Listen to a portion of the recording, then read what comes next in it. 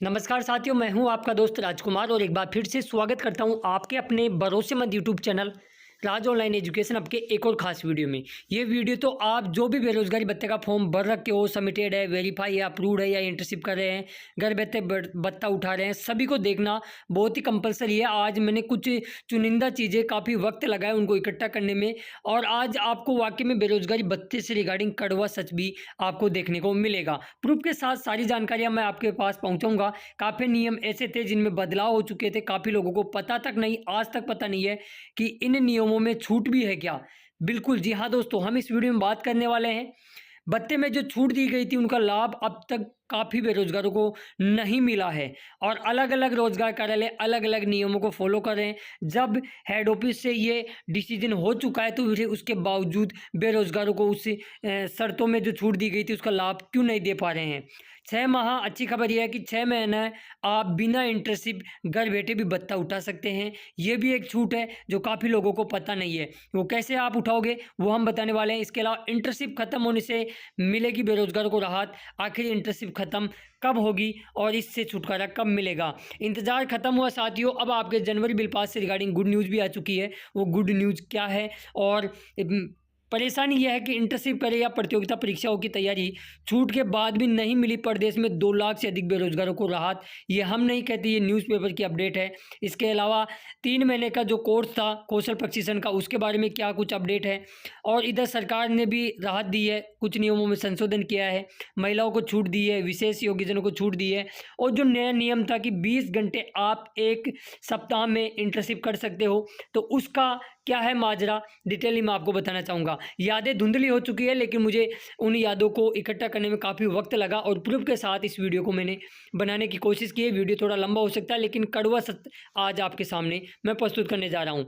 तो आगे बढ़ने से पहले सभी प्यारे साथियों से मेरी गुजारिश है कि चैनल पर नए हो या चैनल को अभी तक सब्सक्राइब नहीं किया है तो जरूर करें, नोटिफिकेशन बेल को दबा के ऑल पे क्लिक करें, क्योंकि हम बेरोजगारी भत्ते से रिगार्डिंग तमाम प्रकार की अपडेट प्रूफ के साथ आप तक लाते रहते हैं, ताकि आपका भत्ता निरंतर रूप से जारी रहे। कुछ चीज़ें बताऊंगा। काफ़ी लोग बोलते हैं कि यूट्यूब वाले कुछ नहीं करते, ये नहीं करते, वो नहीं करते।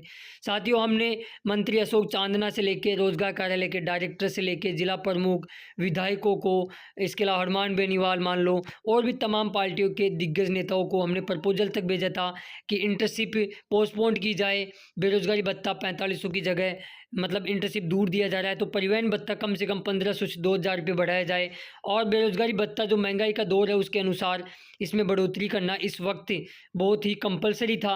और आक्रोश भी है राज्य सरकार के प्रति। मानता हूँ योजना अच्छी थी, हर युवा इस योजना से प्रभावित था और हर कोई इसकी तारीफ भी कर रहा था, लेकिन कहीं ना कहीं समय पर पेमेंट नहीं आना, बिल पास नहीं होना, तो इससे कहीं ना कहीं युवाओं के मन में अब कुठाराघात या सरकार के प्रति नकारात्मक भावना उत्पन्न हो रही है। राज्य सरकार को सोचना चाहिए, चुनावी वक्त है, और यदि ऐसे बेरोजगारों को नाराज करोगे तो कहीं ना कहीं उसका खामियाजा आपको चुनाव में भुगतना पड़ सकता है।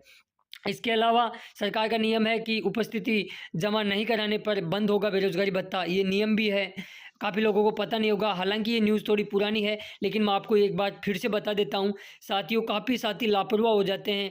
आज भी कई दोस्तों ने मुझे 2-3 दिन से फ़ोन कर रहे थे कि अटेंडेंस अपलोड नहीं हो पा रही है, लेकिन आज मैं उनको बताना चाहूँगा आज से फिर से उनकी अटेंडेंस अपलोड हो सकती है। आप करिए, बिल्कुल हो रही है। मैंने भी एक कैंडिडेट की अपलोड करके आज ही देखी है, लेकिन 2-3 दिन से नहीं हो रही थी। तो ऐसी लापरवाही ना बरतें, क्योंकि अब विभाग है, कभी भी एक्शन ले सकता है। उनका तो साफ यार एसएसओ आईडीपी के लिए दे रखा है कि 1 से 5 तक अपलोड आपको करनी ही पड़ेगी, अन्यथा बंद हो जाएगा। तो लापरवाह जो लोग हो रहे हैं तो उनसे मेरा निवेदन है कि कोशिश करें 1 से 5 तारीख के बीच में ही अटेंडेंस अपलोड करें।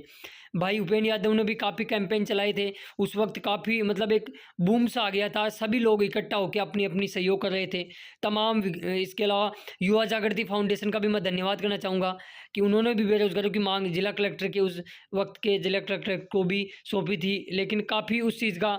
इसके अलावा न्यूज़पेपर में अपडेट भी आई थी ये, हालांकि न्यूज़पेपर की अपडेट कुछ महीने पुरानी है, लेकिन मैं आपको बता देता हूँ कुछ शर्तें या कुछ छूटें दी गई थी, और हेडिंग में यही लिख रखा है कि छूट के बाद भी बेरोजगारों को राहत नहीं मिली है। इंटर्नशिप करें या परीक्षाओं की तैयारी, वाकई में ये सबसे बड़ा क्वेश्चन मार्क बना हुआ है। बेरोजगारों इस वक्त वैकेंसियाँ तो काफ़ी हैं, लेकिन कहीं ना कहीं जो एक तरह से दुविधा उत्पन्न हो गई है वो बेरोजगारों के सामने ये है कि 4 घंटे वो इंटर्नशिप करने जाए या प्रतियोगिता परीक्षाओं की तैयारी करना जाए। सरकार ने बीच में एक नियम भी बनाया था कि सुविधा सप्ताह में मतलब आपको सुविधा के अनुसार कभी भी 20 घंटे इंटर्नशिप पूरी कर सकते हो और उसमें इंटर्नशिप के लिए साथ पढ़ाई करने का समय भी मिलेगा। पात्र अभ्यर्थी एक दूसरे शहर में यदि कोचिंग करने के लिए जाते हो तो रोजगार कार्यालय में इंटर्नशिप कर सकेंगे। इसके लिए अभ्यर्थियों को कोचिंग की रसीद या फिर सर्टिफिकेट देना होगा। ये सिर्फ गृह जिले में ही इंटर्नशिप करने की बाध्यता थी। उसके बाद में गर्भवती महिलाओं को इंटर्नशिप के लिए भी 6 महीने की छूट दी गई थी। उसके दौरान उनको भत्ता मिलता रहेगा, उनके भत्ते को रोका नहीं जाएगा। लेकिन बहुत से ज़िलों में यदि गर्भवती महिलाएं पहुंचती हैं और वो अपना ममता कार्ड या डिस्चार्ज टिकट दिखाती तो वो लोग यही बोलते हैं कि इस प्रकार का हमारे पास कोई आदेश नहीं है।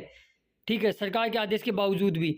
इसके अलावा दूसरे ज़िले में शादी होने के बाद महिलाओं को ससुराल में ही इंटर्नशिप मतलब सरकारी कार्यालय में इंटर्नशिप का मौका दिया जाएगा, ये भी नियम था। लेकिन इस नियम का भी लाभ बेरोजगारों को नहीं दिया जा रहा है। और जो लोग इस नियमों से अनजान है उनको भी मैं बोलना चाहूँगा, यदि कोई महिला है उसका दूसरे ज़िले में मतलब मैरिज हो गई है तो वो अपने ससुराल में भी इंटर्नशिप ले सकती है। सरकार ने विशेष योग्यजनों को इंटर्नशिप के समय में 1 घंटे की छूट दी थी। मतलब कुल मिला के उनको इस प्रकार के नियम बनाए गए थे, लेकिन आज तक उन नियमों को इम्प्लीमेंट नहीं किया गया, उनको छूट नहीं दी गई। हालांकि कुछ ज़िलों के अंदर दी जा रही है, मैं ये नहीं कहता, हमारे जयपुर में ही देख लो, गर्भवती महिलाओं को छूट दी जाती है, लेकिन कुछ ज़िलों के अंदर ये कह के मना किया जाता है कि हमारे पास इस प्रकार के आदेश नहीं है। दोस्तों, इंटर्नशिप बंद कराने के लिए कैंपेन बहुत अच्छा चला था, लेकिन कहीं ना कहीं सरकार ने उस पर इतना ध्यान नहीं दिया। और हस्ताक्षर अभियान का भी हमने एक बहुत ही पुरजोर तरीके से कोशिश की थी, उसमें काफ़ी युवाओं ने भाग भी लिया था कि इंटर्नशिप है वो बंद हो, बेरोजगारी भत्ता बढ़े। और ये वो नियम था। हेडिंग हालांकि राजस्थान पत्रिका वालों ने थोड़ी गलत छाप दी थी कि बेरोजगार को राहत, रोज 4 घंटे इंटर्नशिप की बाध्यता खत्म नहीं हुई थी उस वक्त मुख्यमंत्री युवा संबल योजना। इसके अंदर ये था कि ना बेरोजगारों की नाराजगी झेल रही सरकार बैकफुट पर आ गई है। वाकई में बेरोजगार इस वक्त खफा है राज्य सरकार से कि मार्च का महीना आधा गुजर गया है, अभी भी दिसंबर बिल पास और दिसंबर के पेमेंट का बेरोजगारी भत्ता इंटर्नशिप भी करें, उसके बावजूद उनको इंतज़ार है। जब भाई घर बैठे मिल रहा है तब तो ठीक है, कोई दिक्कत नहीं थी भाई, ठीक आ जाएगा। लेकिन इंटर्नशिप करने के बावजूद, घर से किराया लगाने के बावजूद यदि समय पे पैसा नहीं आता है तो कहीं ना कहीं राज्य सरकार के प्रति नकारात्मक की भावना उत्पन्न होती है। सरकार को भी सोचना चाहिए और राज्य और रोजगार कार्यालय के अधिकारियों को भी जल्द से जल्द काम करे और इनका जो भुगतान है वो जल्द से जल्द देने की कोशिश करे। और मेरे युवा साथियों से मैं बोलना चाहूँगा, यदि आप कोई पत्रकार से टच में हो तो उनको भी अपनी समस्याएं बताएं, न्यूज़पेपरों में अपनी समस्याएं हैं वो प्रकाशित कराएं ताकि आपका भत्ता मिल सके। इसके अलावा कह रखा है कि नए प्रावधान के तहत अब सरकारी कार्यालय में रोज 4 घंटे काम करने की बाध्यता थी वो ख़त्म कर दिया है। ख़त्म नहीं किया गया था, उसमें कुछ छूट दी गई थी, मैं आपको बता देता हूँ। अब बेरोजगारों को मतलब ये था कि 20 घंटे इंटर्नशिप कर सकेंगे। मतलब सप्ताह में 6 दिन होते हैं तो मतलब कई जगह तो शनिवार की छुट्टी होती है तो 5 दिन ही माने, यानी 1 घंटे मतलब एक दिन में 4 घंटे उनको बाध्यता थी, उसके साथ वो पढ़ाई कर सकते थे। लेकिन वो 20 घंटे वाला सिस्टम लागू आज तक नहीं हुआ। हालांकि महिलाओं को डिलीवरी की वक्त 6 महीने की छूट दी गई थी और उनको ये भी कहा गया था कि इस दौरान छूट के दौरान उनको भत्ता मिलता रहेगा। दूसरे ज़िले में शादी होने के बाद भी महिलाओं को ससुराल में ही इंटर्नशिप कार्यालय का मौका दिया जाएगा। और ये और हालांकि जो हैंडीकैप है उनको भी दिया गया था कि आप 20 घंटे की जगह आप 1 घंटा कम कर लीजिए, यानी कि उनको लगभग 16 घंटे ही काम करना था 1 वीक के अंदर। लेकिन ये चीज़ें लागू नहीं हो पाई है और कहीं न कहीं जो चीज़ें हैं वो दब सी गई है।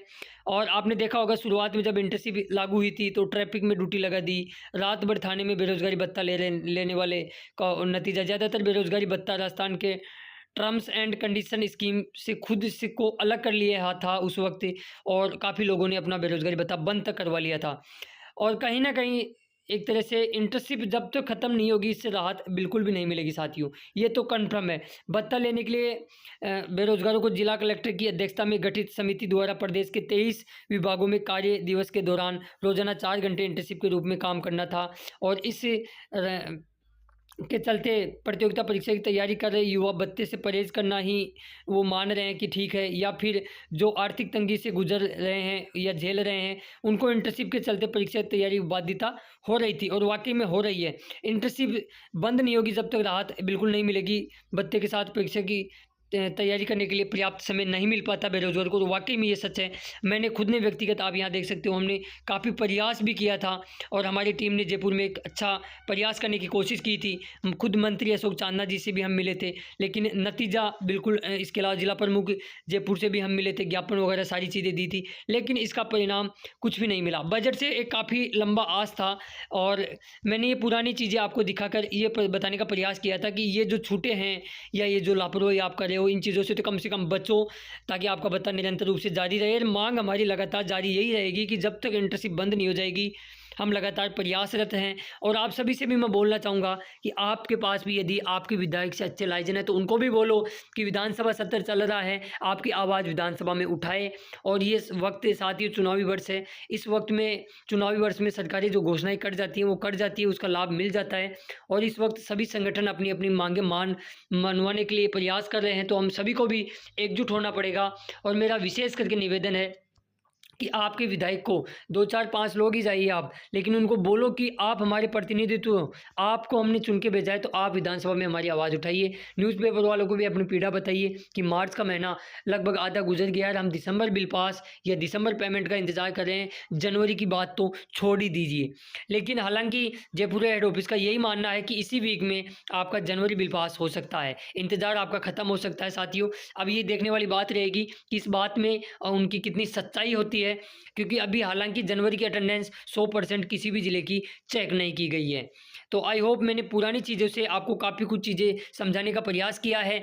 और हमारी मुख्य मांग ये भी है कि बेरोज़गारी भत्ता का जो बिल पास है उसका भी एक सिस्टम होना चाहिए, इसकी भी एक तारीख होनी चाहिए। भले ही आप तारीख जैसे 1 से 5 तारीख तक आप अटेंडेंस अपलोड करवाते हो, तो इसी प्रकार 20 से लेके 30 तारीख महीने की ये फिक्स कर दो, या 30 से लेके 20 से लेके 1 से 5 तक कर दो कि इसके बीच में आपका बिल पास होगा। तो इससे कहीं ना कहीं बेरोज़गारों को राहत मिलेगी, उनका समय पर कमरे का किराया हो गया, प्रतियोगिता परीक्षाओं की तैयारी हो गई, या कोचिंग की फीस वगैरह हो गई, वो सारी चीज़ें। मैंने इस वीडियो को उद्देश्य बनाने का केवल यही था कि आपको उन चीज़ें, पुरानी चीज़ें याद दिलाऊं।